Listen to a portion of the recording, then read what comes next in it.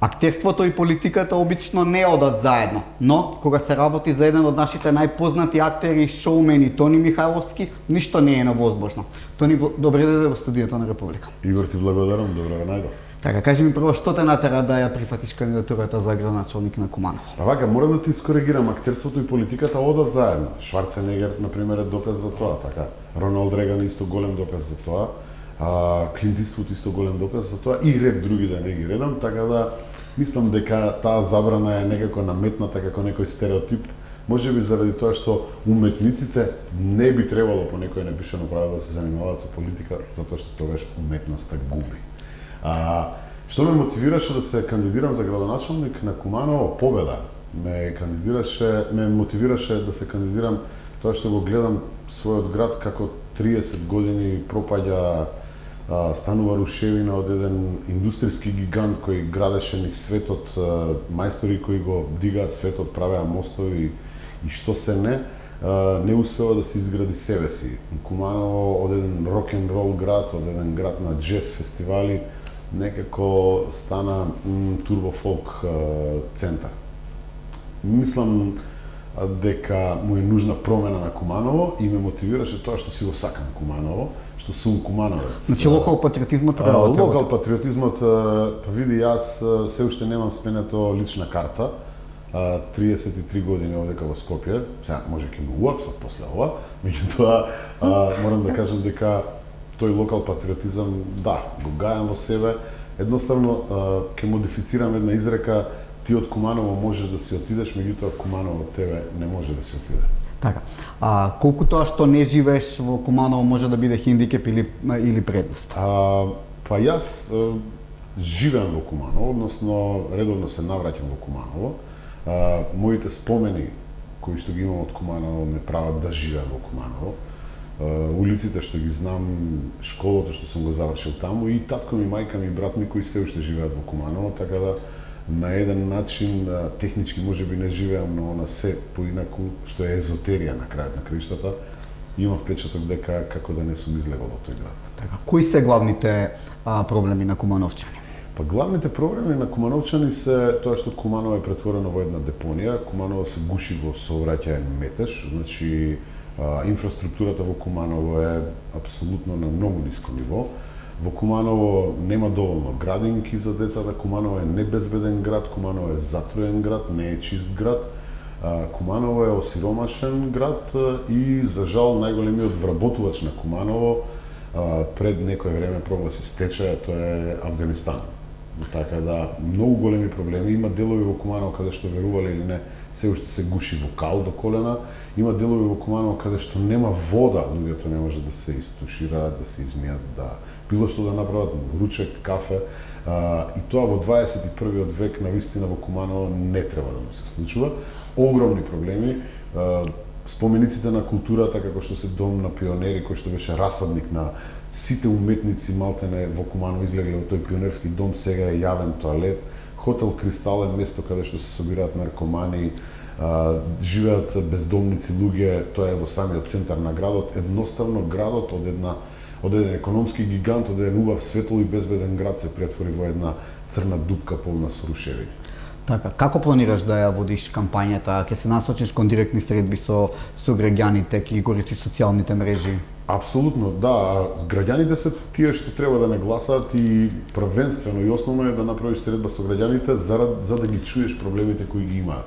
Проблемите може да ги смислуваме ние како проекти некаде во некоја канцеларија, но најдобри проекти се оние кои што ги чуеш од граѓаните, затоа што тоа е директната потреба и проблемот на тој граѓанин или на тоа населено место.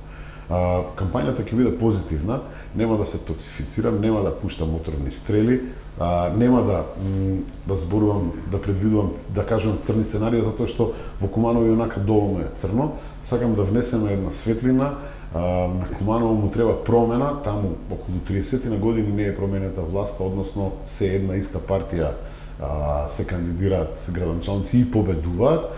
И тие победници уствари се најголемите причини за поразот што Куманово доживува. Сите нивни победи се уште поголем пораз за Куманово. Значи тоа е некоја пирова победа од прилика во Куманово која се случува 30 на години. Мислам дека е време да се смени, дека е кумулирано. Кај луѓето Куманово едноставно не заслужува да биде таква црна дупка, да му се убие толку душата. Кампањата ќе ни биде да сите патишта наместо да водат од Куманово, да водат кон Куманово и во Куманово. Така, зошто 30 на години во Куманово цело време победува една политичка опција или идеологија, да ја наречеме? Па не знам, не би можел да одговорам на ова, сигурно немам равенка некоја. А може би ако кажеш нешто, тоа може емотивно да се разбере и погрешно да биде сватено. Може би биле задоволни, може би идеолошка матрица која преовладува во градот, може да се многу причини, но една работа сакам да кажам, Куманово повеќе не смее да биде бастион на ниедна партија, ниту на СДС, ниту на ВМРО ДПМН. Куманово треба да биде бастион на соживотот, на културата, на урбаниот сообраќај, на безбедноста и на прогресот. Мислам, само таков бастион ме интересира Куманово да биде во иднината. Никако повеќе бастион на една било која политичка партија. Така, кажете ми нешто за вашите можни против кандидати. Максим Димитриевски најави дека независна кандидатура за градоначалник, од друга страна СДСМ се уште го нема објавено нивниот кандидат. Кај нив очигледно имаат некои недоразбирања, што е нормално за една партија. Верувам дека Куманово им е сладок залак, затоа што Куманово е доволно богата општина. Мислам дека некаде буџетот е на Куманово годишно околу 30 до 33 милиони. Тоа е убава златна кокошка, можеби, и заради тоа можеби се овие борби таму кој да земе да располага со тој огромен буџет. Се надевам дека ќе ги испеглат своите мислам проблеми таму, но што и да се случи, ги очекувам сите против кандидати да имаат една колку што е можно фер кампања, да биде позитивна кампањата и да не се труеме, нели, и со тоа да ги труеме граѓаните. Така, но се ситни нивното гласачко тело, ако сега кој е поделено на две. Предпоставувам дека тоа ќе донесе кај нив нормално и штета. Секако репрезентацијата која што има 30 години во Куманово сега се дели на две репрезентации. И тоа секако дека може да биде шанс за граѓаните да изберат опцијата на ВМРО ДПМН, односно Тони Михајловски и Елена Доцевска Божиновска како носител, за да конечно покажеме во Куманово како треба да се работи и дека буџетот навистина им припаѓа на граѓаните, а не на одредени десетина луѓе кои 30 години наназад го крчмат. Така, Тони, често знаеш да коментираш на политички теми, дали преку социјалните мрежи или лично на телевизија. Била ли Македонија некогаш попонижена како сега под власт на Зоран Заев, на политички, ни се негира име, нација, држава? Значи вака, сигурно била, но не оволку. Некако, за да го дефинирам она што ли го направи Зоран Заев, Социјалдемократскиот сојуз и целото раководство, буквално сите луѓе таму, е дека Македонија ја вратија во периодот од пред 45 година. Колку наназад, односно секоја година е се понаназад и наназад враќање. И тоа секоја година е колку еден век од прилика. Значи многу не уназад и назад попонижени, не верувам дека сме биле од причина затоа што сме имале држава и сме дозволиле да ја изгубиме. Ние успеавме да го живееме сонот на нашите предци и борци кои што сме ги читале низ историјата. Сето она што го сонувал Христијан Тодоровски Карпош, Гоце Делчев, Тодор Александров и Јане Сандански, Даме Груев, Никола Карев, буквално сите што се бореле за независна Македонија, јас и ти успеавме и генерациите кои што се родивме дури во Југославија да го изживееме тој сон. А од 90-та навака независна Македонија. Тој нивни сон мислам дека го продадовме и затоа е можеби ова најголемиот злочин и најголемото понижување што Македонија го имала, да го изгубиш идентитетот, да ти се забранува повторно јазикот, да ти се краде историјата, да се обезвреднуваш ти, и буквално да станеш ничија земја, односно кираџија во сопствената земја. Не верувам дека имало поголемо понижување. Како во живо да ни се случува серијата Сенки над Балканот, каде што македонецот мора да се бори за туѓи интереси. За туѓи интереси, при тоа, нели, само за да преживее, а својата борба повторно му е, нели, осамостојување, враќање на оние придобивки што ги имал, па ги изгубил сега. Така, кога сме кај серијата Сенки над Балканот, која мора да признам е една од омилените, кога Македонија ќе сними таква серија? Материјал имаме и премногу за една таква серија. Со иста тематика. Искрено се надам, до сега требаше да снимеме бар 10 на такви серии. Меѓутоа, како оди времето и како престануваме да го правиме, односно немаме иницијатива да го правиме тоа, не верувам дека во скоро време ќе снимеме таква серија.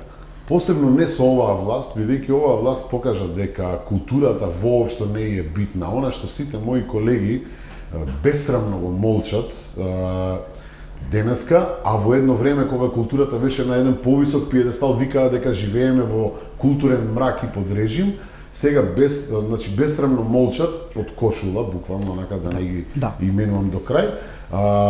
Не знам како може да го трпат ова злосторство што се случува во културата, овој грабеж во културата. Немаме големи проекти во кинематографијата, немаме никаков концепт.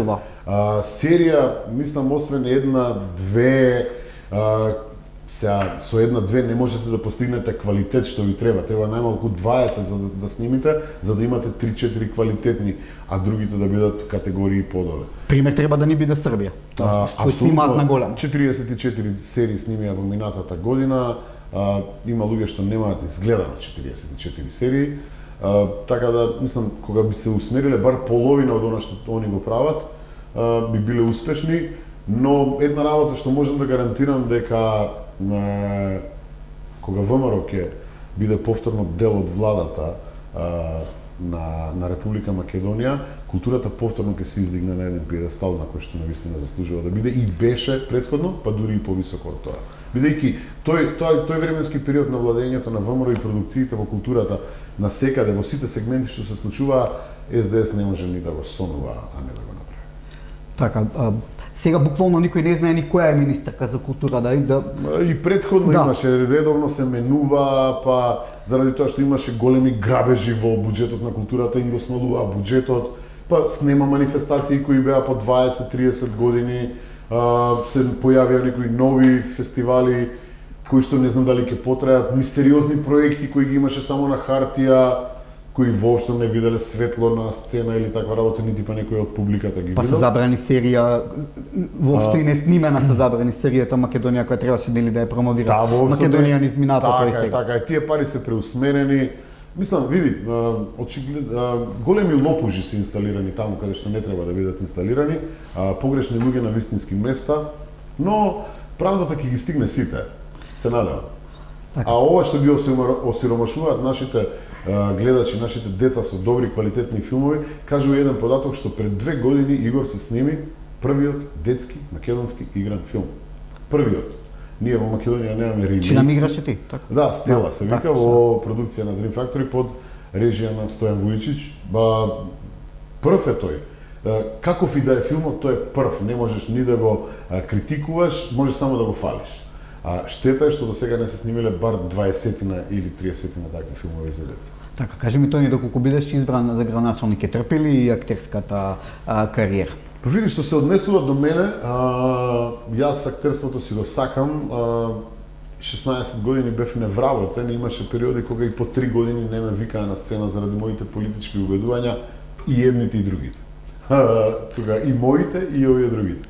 Меѓутоа, никогаш нема се откажам од него. Сигурно дека малку ќе истрпи, затоа што доколку победиме во Куманово, таму не чека огромна работа, таму не чека да го градиме наново Куманово, многу работи се погрешени и таму буквално не 24/7, таму ќе мора да се работи 26/7, односно да се станува 2 часа порано.